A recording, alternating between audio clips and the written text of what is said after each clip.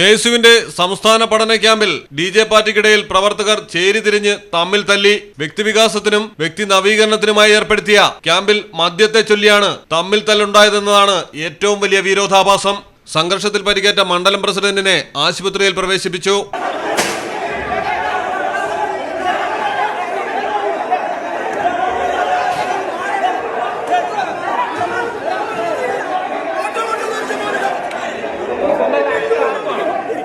തിരുവനന്തപുരം നെയ്യാർ ഡാമിൽ Rajeev Gandhi centre for സ്റ്റഡീസിൽ വെച്ച് നടന്ന ക്യാമ്പിലാണ് ഡിജെ പാർട്ടിക്കിടയിൽ സംഘർഷമുണ്ടായത്. ദിവസങ്ങളായി ക്യാമ്പ് തുടർന്നു വരികയായിരുന്നു. തെക്കൻ മേഖലയിൽ നിന്നുള്ള തെരഞ്ഞെടുക്കപ്പെട്ട 500 വിദ്യാർത്ഥി പ്രതിനിധികളാണ് ക്യാമ്പിലുണ്ടായിരുന്നത്. പ്രതിപക്ഷ നേതാവും എം ഹസനും അടക്കം കോൺഗ്രസിലെ ഉന്നതർ ക്യാമ്പിൽ പങ്കെടുത്തിരുന്നു. KPCC പ്രസിഡന്റ് ക്യാമ്പ് സന്ദർശിക്കാനിരിക്കെയാണ് തമ്മിൽ തല്ല് നടന്നത്. DCCയുടെ ചിലരുടെ നിർദ്ദേശപ്രകാരം KPCCയിലെ ചിലർ ക്യാമ്പിലേക്ക് മദ്യം എത്തിച്ചതാണ് സംഘർഷത്തിന് കാരണമായതെന്നാണ് പറയപ്പെടുന്നത്. ക്യാമ്പിൽ മദ്യം കൊണ്ടുവന്നതിനെ ചൊല്ലി ഡിജെ പാർട്ടിക്കിടയിൽ ബഹളമുണ്ടാവുകയായിരുന്നു. തുടർന്നാണ് തമ്മിൽ തല്ലിയത്. രക്തക്കറയടക്കം സംഘർഷമുണ്ടായിടത്ത് കാണപ്പെട്ടു. സംഘർഷത്തിൽ പരിക്കേറ്റ മണ്ഡലം പ്രസിഡന്റും പാറശാല സ്വദേശിയുമായ സുജിത്തിനെ ആശുപത്രിയിൽ പ്രവേശിപ്പിച്ചിരിക്കുകയാണ്. പോലീസിൽ ആരും പരാതി നൽകിയിട്ടില്ല.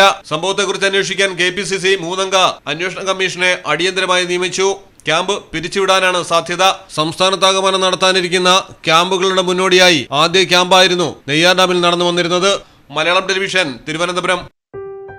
മലപ്പുറം ജില്ലയിലെ ഓത്തറൈസ്ഡ് പ്ലാറ്റിനം ഡീലറായ മിത്ര ഡയമണ്ട്സിൽ നിന്ന് സ്വന്തമാക്കൂ ഏറ്റവും പുതിയ ഡിസൈനിലുള്ള പ്ലാറ്റിനം ആഭരണങ്ങൾ. പ്ലാറ്റിനം ഗിൽഡ് ഇന്റർനാഷണൽ സർട്ടിഫിക്കറ്റ് ഉള്ള പ്ലാറ്റിനം ആഭരണങ്ങൾ മാത്രമാണ് മിത്ര നിങ്ങൾക്കായി ഒരുക്കിയിരിക്കുന്നത്. അതിശയകരമായ മറ്റൊരു കാര്യം എന്താണെന്ന് വെച്ചാൽ, ഇന്നത്തെ സ്വർണ്ണവിലയ്ക്ക് തുല്യമായ തുക മുടക്കിയാൽ പണിക്കൂലിയും GSTയും ഉൾപ്പെടെ നമുക്ക് പ്ലാറ്റിനം പർച്ചേസ് ചെയ്യാം. ഇപ്പോൾ മിത്ര ഡയമണ്ട്സിൽ നിന്നും പ്ലാറ്റിനം കപ്പിൾ റിങ്ങുകൾ സ്വന്തമാക്കൂ. ഓർഡർ ചെയ്ത് വെറും 3 ദിവസങ്ങൾക്കുള്ളിൽ.